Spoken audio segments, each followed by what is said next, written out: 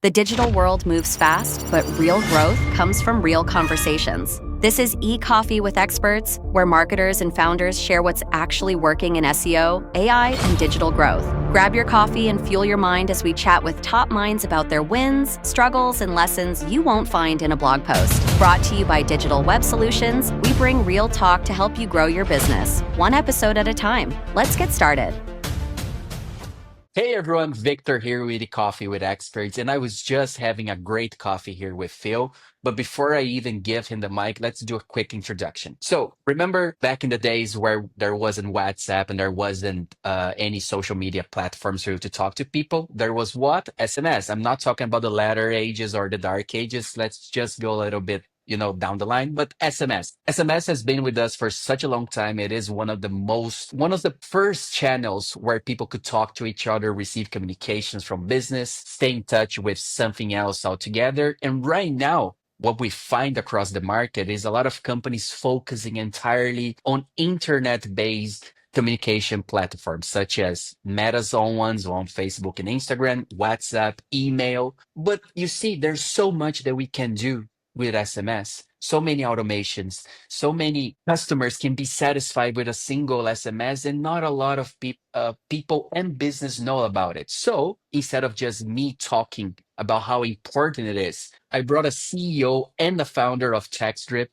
Phil Portman, who's here to talk about how SMS can leverage your business even further and make sure that you're talking to your customers without breaking the bank. Phil, how's it going, my friend? Great. Thank you for having me, Victor, and No, thank you it for the is. introduction as well. It is a pleasure, especially because you are a host of your own podcast as well. You have the Success Is podcast, which we will link down the description below for people to check. So it is always a blast for me to talk to people who know what I'm talking about, know the questions that I'm asking. It's basically an honor. And not only that, but because you're also a member of the Forbes Technology Council, that's amazing. Congratulations on the title. I Thank think you. we're just going to have a very interesting conversation here overall, even if it is about how successful SMS is for you, even if it is about how the power outage in Portugal was such a shock to a lot of people, but it was fun for me. Let's just have the best conversation that we can, right? Love it. Absolutely. Yeah. And the Forbes Technology Council is great to be on. I absolutely love it. I Love imagine. writing on the different articles around technology. I've always loved technology and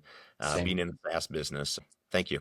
Why don't we start then by asking more about this passion, about you yourself, Phil? So you just said that you are somebody very much into technology, and technology is most of our days right now. But how did you got into? When did it all start? Why did it all start for you? Why was it tech instead of something else? Yeah. So if you were to ask, even as a child, I was the one taking things apart. I had to know how they worked. My main thing, if you were to say, Phil, what is your superpower? What are you great at? It's one, breaking things down to understand how they work, and then explaining them in simple terms to people is really what I think I'm personally good at, and something I strive to be good at. But that breaking things down and taking things apart, for me back in the day, was remote control cars, telephones, So nice. computers, anything that I could get my hands on. I loved learning how it operated. Along with that technology standpoint, people and understanding how people operate, how people think, how people look at things. When you merge those two together in our industry, it works out really well, combining the technology with the people. And that's really how I built my companies. I started off with real estate. I used to flip houses, had a bunch of rental properties. I started a food delivery company. I franchised it across 6 states, ended up selling that to delivery.com. And then I've been growing the SaaS side of my business through automation, and communication is really where we specialize. Textdrip really exploded. And it started when I noticed that there was a huge gap in how businesses were communicating with their leads, Perfect. especially in industries like insurance. They were primarily using email and in phone calls, really, but in email was just overcrowded. Calls were being ignored, but SMS has continued to have an incredible open rate. When you look at most CRMs, most platforms, they were very phone and email centric. And then SMS was like this afterthought. It was this plugin that they built on there as kind of an afterthought.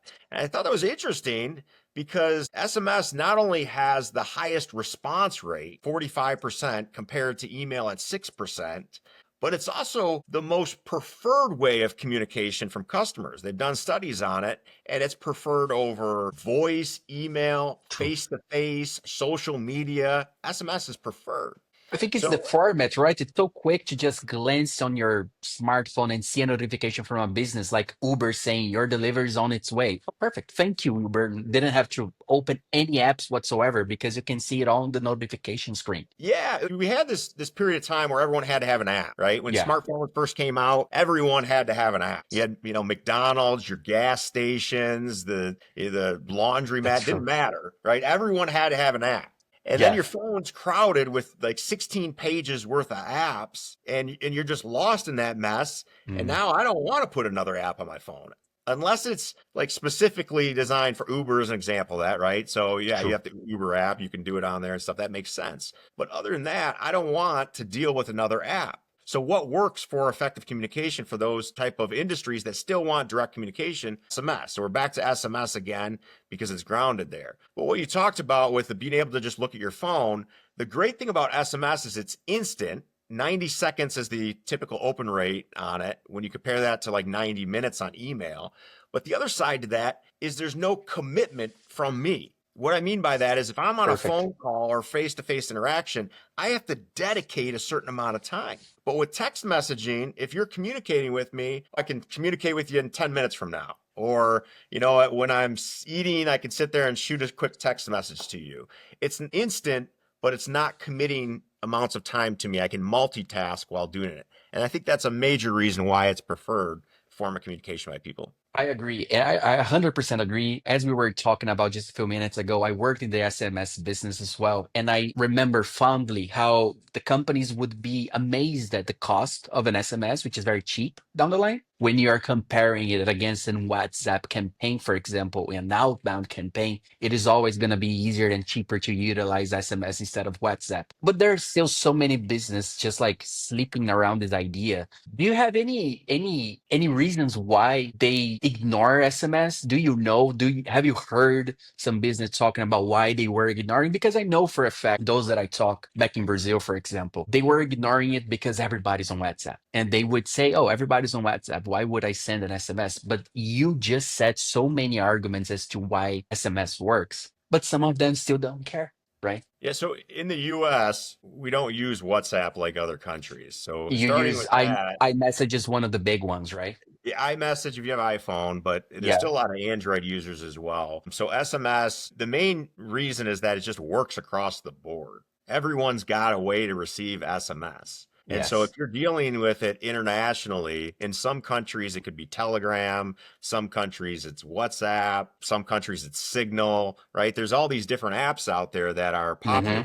But under layer of all of that is SMS. It's just SMS. effective. It works. Yeah, it absolutely works. And with RCS rolling out in the future, the antiquated technology behind SMS is greatly being improved. And you're going to start to see things inside SMS that were not done before that rival WhatsApp and some of these things, right? So you can see when there's, read notifications and you can use different emojis better. Reactions into the message React. itself, sending images and memes. Absolutely. And honestly, that wasn't until Apple decided finally to accept RCS and they're going to move forward with it. It's still going to be And great. USB-C, the two great things that the EU made them accept, RSNS and USB-C. Perfect. Oh my God, USB-C is absolutely the fact Yeah. that so both my wife and my son use iPhones. I use Hmm. Android because I have to for my business. Long story on that. But when we travel, it is annoying when you had the separate cables. But now we That's all true. use the same thing. So the What a great time to tablets, be the alive. phones, my MacBook Air charges off. Yeah. I mean, it's fantastic. It's Yeah. fantastic. Go USB-C, what an amazing time.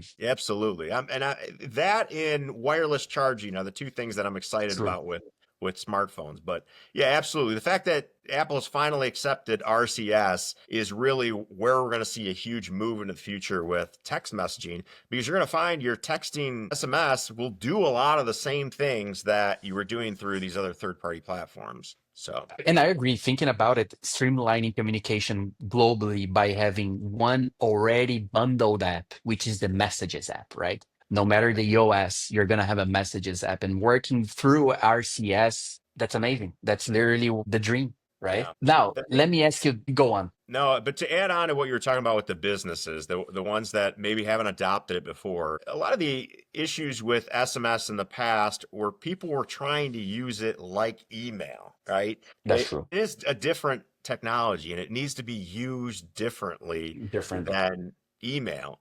You can burn your customers really fast by using text messaging the wrong way.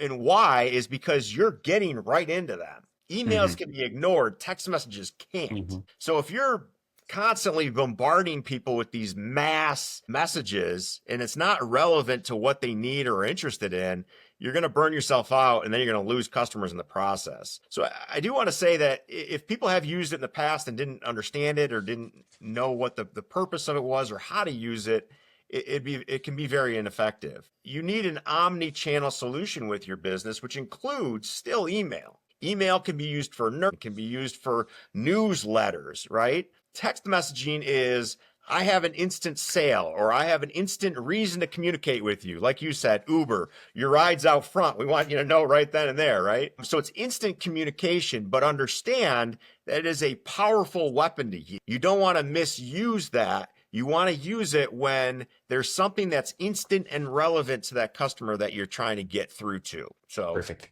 if you used it wrong in the past, you could have burnt yourself out on it. That's why when you come on board with Textdrip, we have a demo specialist that gets on and spends an hour with you for free to just make sure that you understand how to use it for your specific use case. And I tell you, Oh, that's that's a nice incredibly one. important. It Absolutely. is. It is. And did this expert demonstrator, did he help and did you see a very big change in utilizing his or her help towards onboarding customers against videos or recorded tutorials, for example? Yeah. So this goes back to my understanding people component, the people part of Perfect. it. It drives me nuts when I deal with a services based business that has no customer service, Hmm. right? They send you to some self help forums and all these other things. And there was this platform that I was trying to deal with. I wanted to become a customer of theirs, and they had a bug in their system that did not allow you to complete registration. This happens so many times, more than people imagine, by the way. And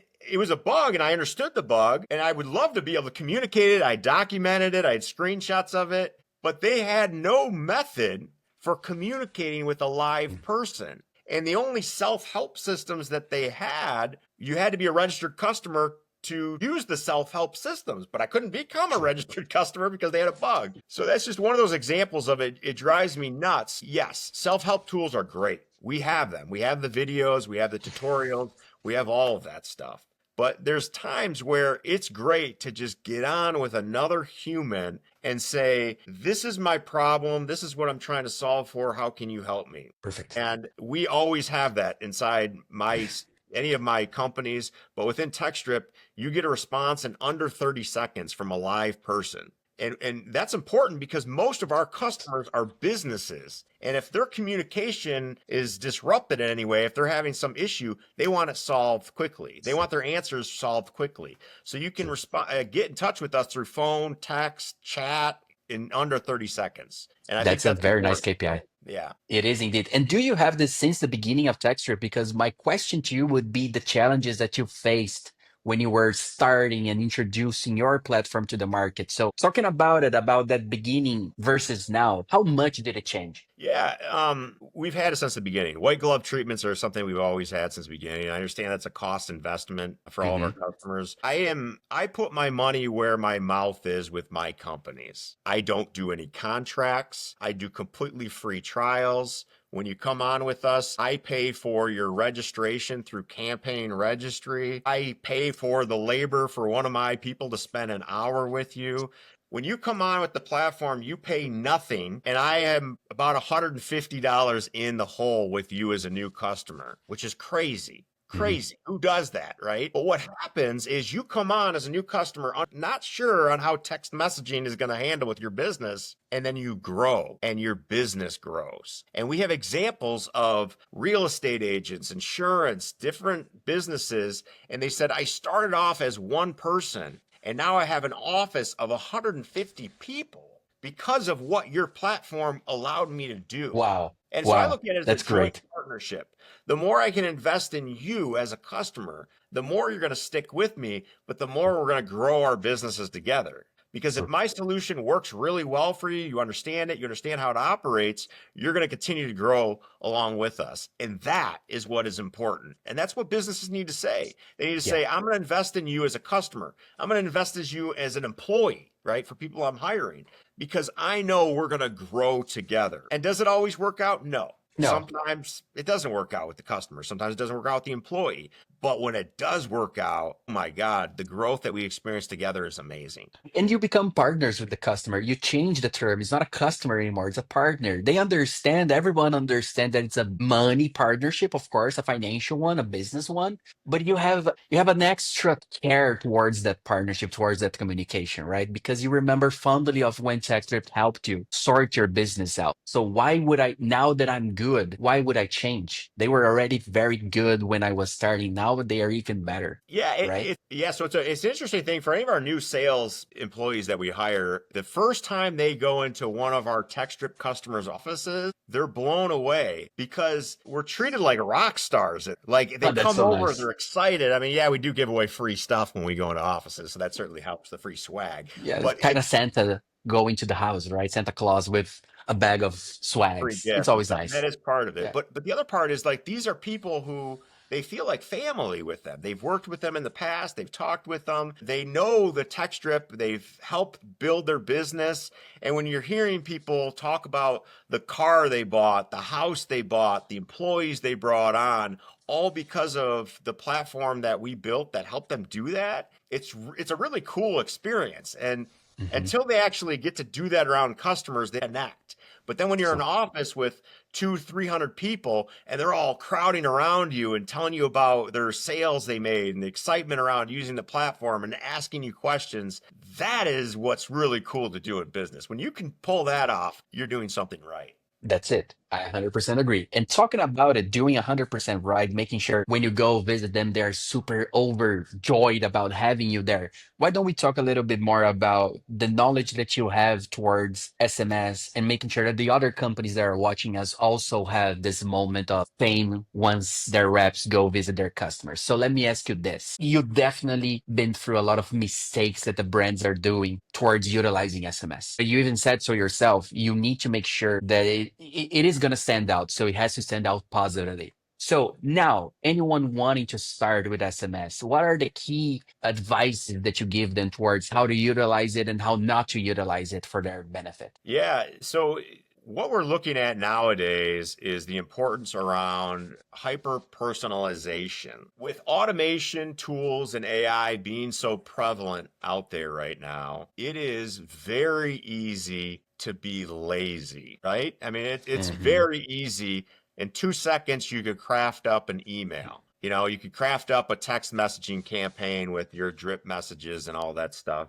You can write a book right now if you wanted to with AI in a fraction of a second. But is it your voice? Is it you talking? Is it your brand? Is it representing you? And yes, you can train AI to get really good at that, but it takes Not the time. same.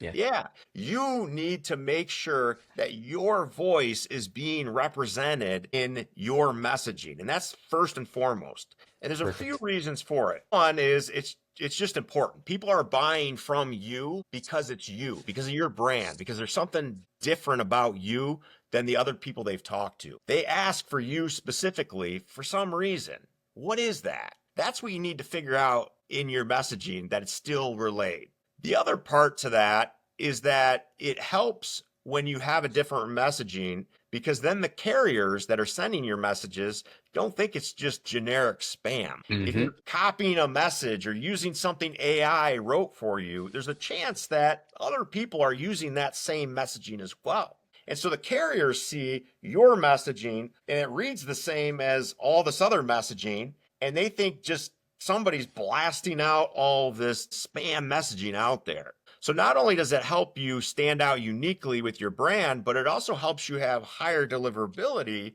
when you make sure your voice, your language, the way you talk is included in there. You know, an example I use is AI always puts these dashes in there, right? I'm sure you guys Yeah. use it. I've Yeah, never they do. used a dash in my life, right? That'd be a clear indicator that if I sent you something from AI, I would have that dash in there, right? That's not how I communicate.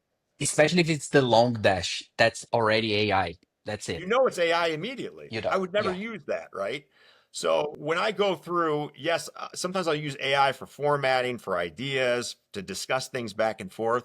But at the end of the day, when I'm communicating with somebody, I want to say, do they hear my voice in their head when they're reading this? And if they don't, then I need to start over and make sure it's included in there. That's a good point. And then let's just say they managed to get it working. They managed to get the voice working. They're super on par with the content that they're sending. Now, once the campaign is running, which metrics or even KPIs should they prioritize to understand that, yes, this is working, or no, this automated campaign through SMS is not working? Yeah, a few things I want to say on the KPIs. First, response rate. The response rate is the highest one that you'll track. We track inside Textdrip. We give you a whole slew of metrics. We give you like spam ratings, opt-out ratings, things like that, so you can manage your compliance. We also give you your delivery rate.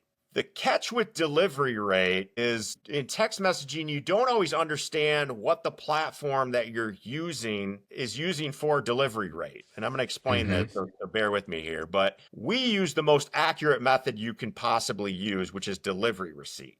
Okay. But Perfect. not all platforms use that. So what happens with text messaging is we send it out via an API to a downstream that's then connecting to the carriers. I could say, boom, I sent that message out. I got a response from the API. Your message is sent out. You got a 98% delivery. There's so much more that's happening to the rest of that message behind the scenes that there's more of a story to there, right? So And so along that way, what we're tracking is there's a delivery receipt that's sent back to us. And not every provider will give you that. We actually had to request that as a separate API call to get those responses back. But then, so we actually have the most accurate delivery reporting. So if you looked at our delivery reports versus somebody else's, you may say, well, they have a higher response rate. Well, it's because theirs is kind of made up. It's not very accurate. But going further, even with our extremely accurate delivery reporting going based off the delivery receipt, things can still happen along the way. They could still have an app inside their phone that's blocking that message from getting delivered. So the only true way to tell if your messages are getting through are the response rate. You want to track the response rate that you're getting. Now, there's a second part to that I want to add to that, which is you should always be split testing or always A/B testing your marketing messages. And perfect. so those of you that aren't familiar with what A/B testing or what split testing is we have a control, our normal messaging, and then we have a separate message that's pretty close to the control, but there's something different about it.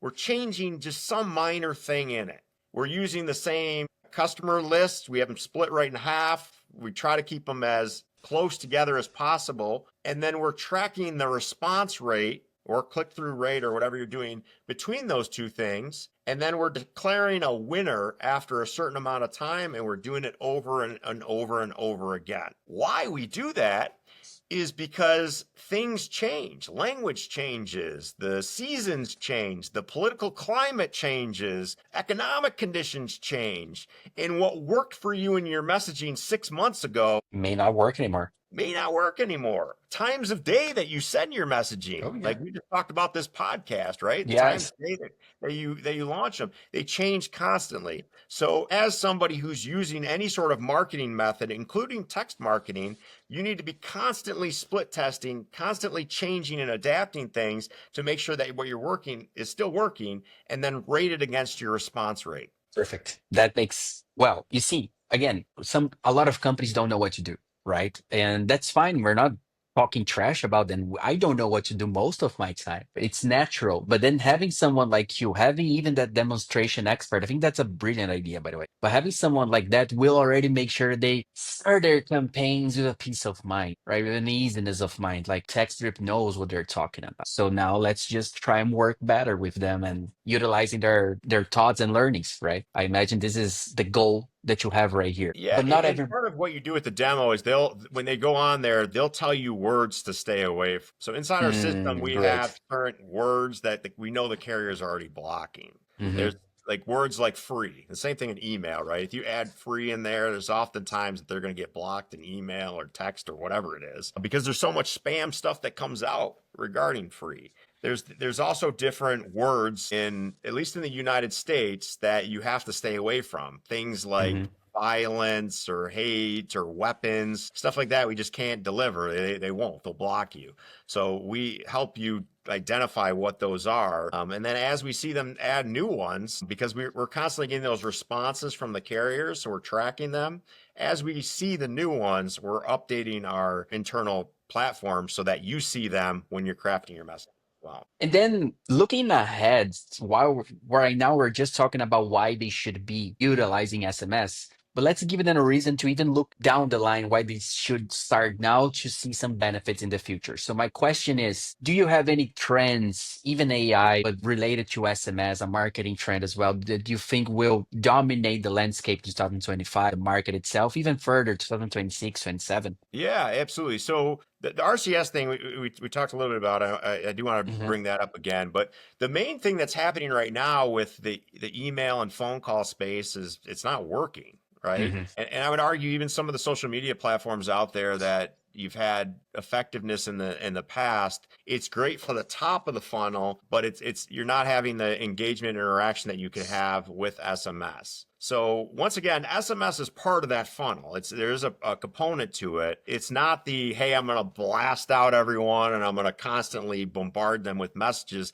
That's not where it belongs. Perfect. So if you're confused on it, get on a call with us and we'll go through it with you on how to effectively do it, so that you can get the best use out of texting that you possibly can. But there's data that supports, so like in sales, for instance, detecting leads within 5 minutes increases your conversion rate by 900%. 900%. I mean, that's Yeah, that's crazy, a, it's right? crazy. So, in there's a lot of other data around supporting SMS because it's so fast at receiving the input and so fast at delivering the communication. So when it's done appropriately, there's no other form of communication out there. Also, at least in the United States, they did a survey for people under 50 years old, and overwhelmingly, text messaging is the favored form of communication. So if you're dealing with people under the age of 50 in the United States, without a doubt, texting is going to get you more favorable results because it's the preferred way of communicating.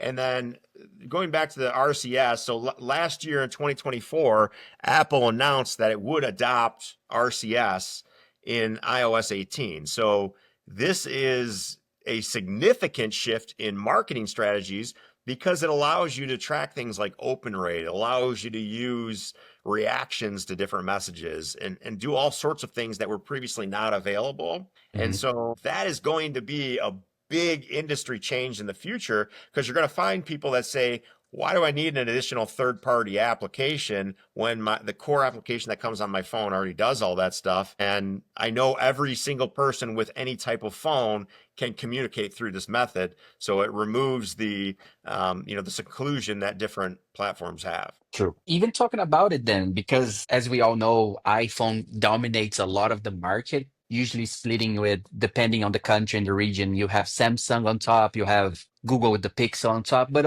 overall, Apple is always there. Meaning, we're going to be talking a little bit outside of the US right now. Here in Portugal, for example, a lot of my friends utilize WhatsApp because it's what we utilize in Brazil, and Portugal is, as the meme says, right now, a Brazilian state in Europe. So, how do you recommend your customers, your business from outside of the US to also handle SMS? Because I imagine that they will tell you, like, but Phil, people here don't use it. We have been talking 30 minutes about how, yes, they all use it. But, like, is there a specific European Asian strategy that you like to come up with regarding SMS? Yeah, because once again, WhatsApp has control filters and a lot of things that are controlled by Meta, Yes. right? So you're still at the hands and still controlled by, in this case, a US company. True. Yeah, that's true. So the difference with SMS is it's handled regionally by your local area, Hmm. differently than US. And in the case of Meta, that's if Meta decides, which there's countless examples of this. You can do research on it, but Meta has in the past restricted certain data from going out, controlled certain messaging. They've done it all on their end. And I guess I avoid talking about politics or anything, but your telecommunications locally are controlled by the government that you The put in government, yeah. power as local citizens. Whereas when you're using a third-party application, you're trusting the discretion of that US-based third-party company in delivering your messages. So that would probably be one of my biggest takeaways from that, is that you're going to find that some of your messaging is getting better through to your customers better with text messaging than it was through WhatsApp, because you didn't even realize it was getting filtered. And the reason why we specifically at Textdrip offer free trials on everything and you test it out for free is I can tell you all day long what the massive amount of response you're going to get on it is. Until you actually try it out and use it, you're not going to understand what that is. And so same thing, if you're trying out a texting platform, try it out. We talked earlier about the A/B testing and going through and trying different. Same thing with platforms. If you've noticed that your engagement is lower, your response is not on WhatsApp like it used to be, if it's not the same on email as what it used to be, try something else, right? Social media platform's not working. Try something else. Try TikTok or Snapchat or whatever else out there. Try it out. The worst thing that you can do in business is get complacent and say the same thing that I did yesterday is going to work today.